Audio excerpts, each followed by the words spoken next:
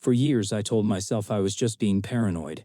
My wife Sarah was vibrant, ambitious, and the envy of our friends. My quiet anxieties about our finances were my problem, not hers.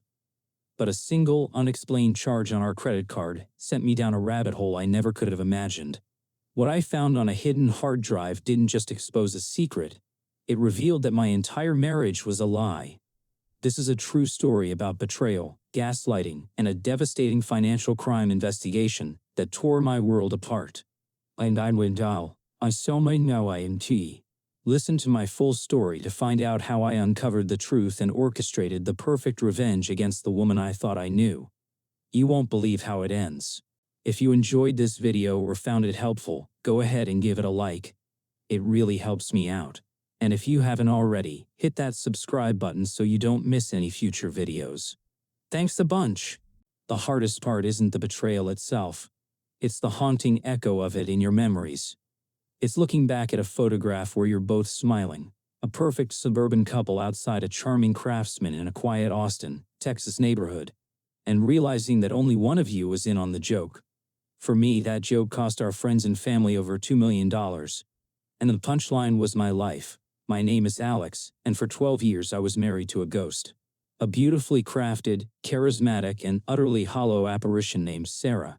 I'm an accountant, a CPA to be precise. My world is one of order, of balance sheets, and verifiable truths. I find comfort in things that add up. Sarah was the opposite. She was a whirlwind of social energy, a public relations executive who could charm a snake out of its own skin. She was my color, my chaos, my escape from the predictable black and white of my profession. I thought we balanced each other out. In reality, I was just the anchor she used to keep her ship of lies from drifting out to sea. The first cracks were so small you could barely see them. They were hairline fractures in the foundation of our life together. It started with money, as these things often do. I handled our finances, of course. It was my job. And for the first few years, things were great. We were a classic dink couple, dual income, no kids, living comfortably, saving aggressively. But then Sarah's career took off. She moved to a boutique PR firm downtown, and suddenly our expenses began to swell. It wasn't a flood, more like a slow, persistent leak. We need to host more, she'd say, swirling a glass of wine that cost more than my weekly groceries. It's an investment, Alex. In my career, in our future. When I'd point to our budget, showing her the numbers in stark, unforgiving black ink, her face would soften into a look of pitying concern. Oh, honey, don't be so rigid. You can't put a price on networking. People need to see us as successful to trust me with their brand. It was flawless logic if you ignored the actual math. And for a long time, I did. I was the steady, boring one. She was the brilliant star. Who was I to question her methods? This was her world. I was just helping to fund it. This was my first lesson in what I would later learn was called cognitive dissonance. The deep, gut-wrenching discomfort of holding two opposing thoughts. My wife is spending us into a hole, and my wife is a genius, and I need to trust her. The gaslighting was a masterpiece of subtlety. Whenever I'd bring up a particularly lavish purchase, a $5,000 handbag, a last-minute weekend trip to Napa for a client schmooze, she wouldn't get angry, she'd get worried about me. Alex, are you feeling okay? She'd ask, her brow furrowed with what looked like genuine empathy. You seem so stressed lately, so paranoid. Money is just a tool, it's meant to be used. We're fine, I promise. She would touch my arm, her eyes wide and sincere, and the anxiety coiling in my stomach would loosen its grip. I'd feel foolish, paranoid. She was right. I was the one with the problem. I was letting my boring, risk-averse nature suffocate her brilliance. I was holding her back, so I'd back down, apologize, and transfer another few thousand from savings to our checking account to cover the overages. She was codependent on my stability, and I was codependent on her validation. A perfect toxic symbiosis. The moment everything changed came on a Tuesday night. Sarah was at a charity gala for a local children's hospital, an event her firm was sponsoring. I stayed home, content with a book and the quiet hum of the air conditioner. Around 10 p.m. I got a notification on my phone. An alert from our joint credit card. I'd set it to flag any transaction over $10,000. The notification read, "Thank you for your generous donation of $25,000 to the Austin Children's Alliance." My blood ran cold. $25,000. It was more than a third of our liquid savings. I called her immediately, my heart hammering against my ribs. "Hi, honey," she answered, her voice bright and airy over the din of the party. "Sarah," I said, my voice tight. "I just got an alert, a $25,000 charge." There was a brief pause. "Oh, that, yes, isn't it wonderful?" They were doing a live auction, and the energy was just incredible. I got caught up in the moment and made a pledge. "It's for the kids, Alex, and the PR value is immeasurable." "Immeasurable?" "Sarah, we don't have an extra $25,000. We talked about this. We were saving for a down payment on a rental property." Her tone shifted instantly. The warmth evaporated, replaced by an icy disappointment. "Seriously? You're going to bean count a donation to sick children? Right now? I'm standing here with the CEO of 3 different tech companies, and you're calling to lecture me about our budget? You're embarrassing me, Alex. I'm not. I have to go," she snapped. "We'll talk about this later. Try to get some perspective." She hung up. I stood in the middle of our silent living room, the phone still pressed to my ear, embarrassing her. That's what I was doing. Not being a responsible financial partner, but actively humiliating her in front of her powerful new friends. The gaslighting was so potent, so immediate, that for a full minute I almost believed her. But the number, $25,000. It was too big. It was a crack in the dam so wide I could no longer plug it with my own self-doubt. That night, I didn't sleep. I sat at my desk, our entire financial history spread out before me. I went back years, tracking the slow, steady bleed. I built spreadsheets. I created charts. I did what I do best. I looked for the pattern, and I found one. Every time Sarah's firm landed a major new client, our miscellaneous spending would spike. Lavish gifts, dinners at impossible-to-book restaurants, luxury travel. It was presented as the cost of doing business, but the numbers didn't align with our income. Even with her handsome salary, we were spending far more than we were making. We were hemorrhaging money. Where was it coming from? I combed through our bank statements, our investment portfolios. Nothing. No secret inheritance, no hidden stock sales. It just didn't add up. It was impossible. And in my world, impossible things don't exist.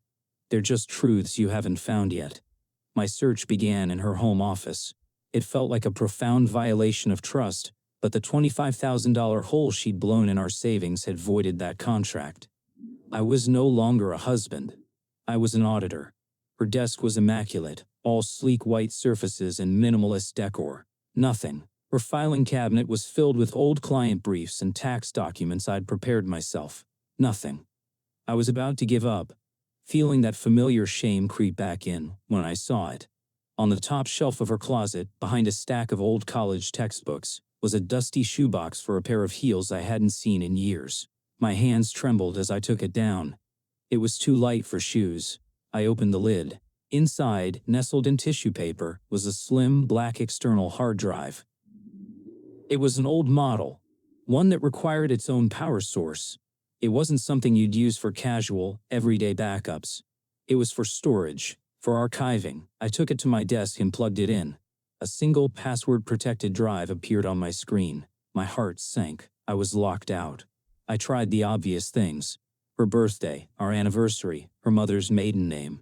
Nothing. I sat back, defeated, staring at the password prompt. What was her secret? What was the one thing she'd never forget? And then, it hit me. A memory from our first date. We were talking about our childhood dreams. I'd wanted to be an astronaut. She'd laughed and said she wanted to be a con artist like the characters in The Sting. Not to hurt people, she'd clarified, just for the thrill of being smarter than everyone else.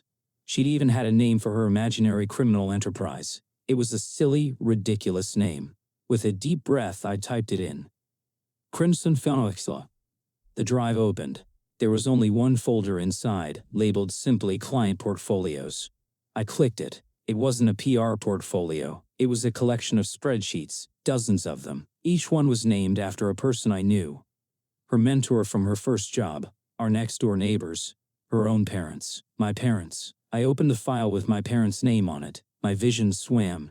It was a ledger. It showed an initial investment of $100,000 made 3 years ago into something called the Evergreen Growth Fund.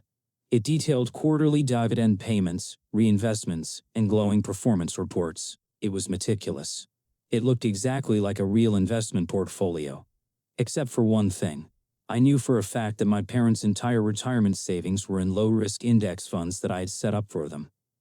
They had never heard of the Evergreen Growth Fund. Because the Evergreen Growth Fund didn't exist. I clicked through the other files, my breath catching in my chest. File after file told the same story. Our friends, her colleagues, her family, my family. All of them had invested sums ranging from $50,000 to $500,000. I found PDF documents of fake letterheads, forged signatures, and complex official-looking prospectuses for a dozen different phantom companies. She wasn't just spending our money, she was funding our lifestyle with stolen money. It was a Ponzi scheme. A sophisticated, long-running, and deeply personal Ponzi scheme. The dividends people were receiving were just money shuffled from new investors to old ones. The lavish parties, the expensive gifts, the charity donations, it wasn't just for show. It was marketing, it was bait. She was selling a fantasy of wealth and success that she had built with the life savings of everyone we loved. I leaned back in my chair, the sterile glow of the monitor illuminating the profound darkness that had just swallowed my life. The woman I loved didn't exist. The life I had was a stage. The pictures on our walls were just props in a very long con. My wife wasn't a PR executive, she was a predator. And for 12 years, I had been sleeping in the heart of her hunting ground. The silence in the house was no longer peaceful. It was suffocating. Every tick of the clock sounded like a judgment. Every shadow in the corner of my eye felt like a lie taking physical form. I sat there for hours, clicking through the files on the hard drive, the full scale of her deception washing over me in sickening waves. It was brilliant. Not just the financial mechanics but the psychological warfare. She'd targeted people who trusted her implicitly, people who saw her success and wanted a piece of it. She hadn't just stolen their money, she'd weaponized their love and admiration for her. And I was her greatest weapon. My stability, my reputation as a straight-arrow accountant. I was the living, breathing proof that she was legitimate. I was her unwilling accomplice. My body went through the stages of grief and fast forward. Shock gave way to a searing, white-hot anger, which then collapsed into a black hole of despair. The woman I had built a life with, the person I confided in, the one I thought I knew better than anyone. She was a monster wearing my wife's face. Every memory was now tainted. Our wedding vows were a contract for a fraudulent enterprise. Our vacations were funded by theft. Her "I love you" was just another part of the pitch. The cognitive dissonance was a physical force, a pressure behind my eyes that made me want to scream. I had to confront her. I couldn't let another day pass inside this lie. I copied the entire hard drive onto a new encrypted thumb drive, which I hid in a hollowed-out book on my shelf. Then I erased the recent file's history on my computer and put the original hard drive back in its shoebox. I needed the confrontation to be on my terms. I needed to see her reaction when the mask finally came off. She came home around midnight, flushed with victory from the gala. She breezed into the living room, where I was waiting, and tossed her ridiculously expensive handbag onto the sofa.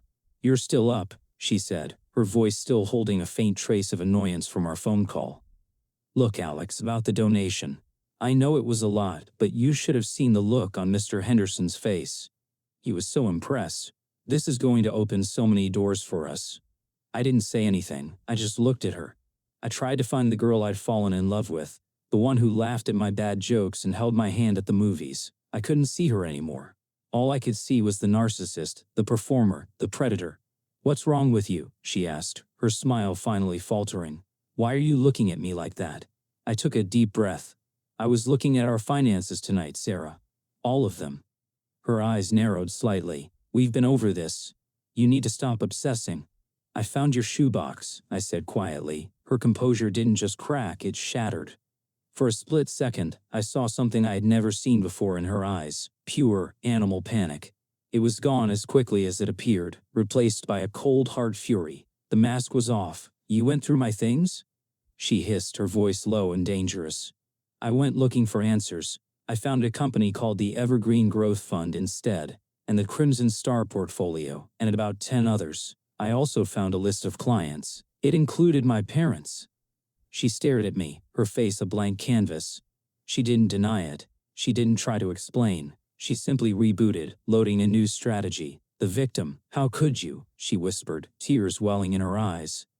It was a stunning performance. After everything I do for us, you sneak around, violating my privacy, looking for things to use against me. What kind of a husband are you? The kind who doesn't like to see his parents' retirement fund on a spreadsheet for a Ponzi scheme. I shot back, my voice shaking with rage. How could you, Sarah? Your own parents, our friends, the people who loved you, loved me? She laughed, a bitter, ugly sound. They loved the idea of me, the success. They wanted a shortcut, and I gave them one. They got exactly what they deserved. They were greedy. The sheer audacity of it, the complete lack of remorse, knocked the wind out of me. There was no conscience there, no empathy. It was a vacuum. It's over, I said, my voice flat. I'm going to the police. That's when the real Sarah emerged. The cornered animal. Her face twisted into a snarl. You'll do no such thing, she said, taking a step toward me. You think they'll believe you? The quiet little accountant whose wife was the breadwinner. I'll tell them you were in on it from the beginning. That you cooked the books. I'll tell them you were controlling and abusive, and that you're only doing this to destroy me because I was going to leave you. Your name is on the joint accounts where the money was funneled. You filed our taxes. Who do you think they're going to see as the mastermind, Alex? The charming, beloved socialite or her jealous, mousy husband? I will burn you to the ground. It was the ultimate act of gaslighting. A threat so perfectly constructed to prey on my deepest insecurities that it almost worked. For a moment I saw the future she painted, a long, ugly court battle where she would charm the jury and I would be painted as a villain. She was right. She was better at this game than I was, but she made one critical mistake. She underestimated me. She saw me as a bean counter, a passive, predictable number cruncher. She forgot that my entire life is about finding the one loose thread that unravels the whole corrupt tapestry. She had just threatened to burn down my life. It was a declaration of war. And you don't fight a war with your enemy's weapons. You fight it with your own. I didn't say another word. I just turned and walked into the guest room, locking the door behind me. My journey of boundary formation had just begun, and the first boundary was a locked door. My mind was already racing. She was right about a direct confrontation. Going to the police myself was risky. She would muddy the waters, create doubt. I couldn't just present the evidence. I had to build a narrative so compelling, so airtight, that her charm would be useless against it. For the next 2 weeks I lived a double life. I went to work, came home, and exchanged cold pleasantries with the stranger living in my house. But at night, I worked. I used my forensic accounting skills to trace every single dollar. I created flowcharts showing how the money moved from the victim's accounts into a series of shell corporations, and then into our personal accounts to be spent on our lifestyle. I cross-referenced dates of investments with her PR events to show the direct correlation. I wrote up a detailed 50-page memorandum, explaining the entire scheme in clear, dispassionate language. The language of fact, the only language that could defeat her fiction. I compiled a complete victim list with contact information and estimated losses. It was the most important audit of my life. When it was done, I had a package, a nuke, but I wasn't going to detonate it myself. The final piece of my plan, the most satisfying part of my revenge, was to let her own world devour her. I created 3 anonymous email accounts. The first email, containing the full package of evidence, went to the Enforcement Division of the U.S. Securities and Exchange Commission. The subject line was Whistleblower Tip, Multi-million-dollar Ponzi Scheme in Austin, TXI. The second email, with a slightly more simplified summary and a focus on the state-level crimes, went to the Texas Attorney General's office. The third email was the most personal. It was the most vicious. I sent it to Richard Hayes, Sarah's former mentor and the first, and largest, victim on her list. He was a powerful old money Texan who valued loyalty above all else. The email was brief. It just said, Richard, you trusted her. This is what she did with your trust, and attached was the single spreadsheet detailing his own $500,000 investment, and the files for a few other victims he knew personally. Then, I packed a bag, transferred half the money from our remaining joint savings account into a new personal account. I took only what I had personally contributed over the years, not a penny more, and I left. I drove to a cheap motel on the outskirts of town and waited. It took 4 days. I saw it on the local news first. FBI raids home of prominent Austin PR executive. The footage showed federal agents carrying boxes out of my house. Our house. They showed Sarah being let out in handcuffs, her face a mask of shocked indignation, still trying to play the part of the wronged woman. But it was too late. The evidence was too overwhelming. Richard Hayes, I later learned, had used his considerable influence to make sure the investigation was fast-tracked and airtight. He had been personally and professionally humiliated, and he was not a forgiving man. The fallout was biblical. She was denied bail. Her assets were frozen. The story was everywhere. The narrative she couldn't control, the one built on cold hard facts, had finally crushed her. Her parents, my parents, our friends. They all had to face the truth. The betrayal was devastating for them. But my anonymous tip had at least given them a path to potential restitution through the courts. It's been a year now. I finalized the divorce while she was awaiting trial. She was sentenced to 15 years in a federal prison. I sold the house, the stage for her elaborate play, and moved to a small, quiet apartment across town. Sometimes I still feel the phantom limb of that life, the echo of a love I thought was real. But the feeling that has replaced the pain is a quiet, solid sense of peace. She called me a mousy, jealous bean counter. Maybe she was right. But in the end, it was the bean counter who balanced the books on her entire life. She built her world on lies and charisma, but I brought it down with the one thing she never had and could never understand. The simple, undeniable, and ultimately, unstoppable power of the truth.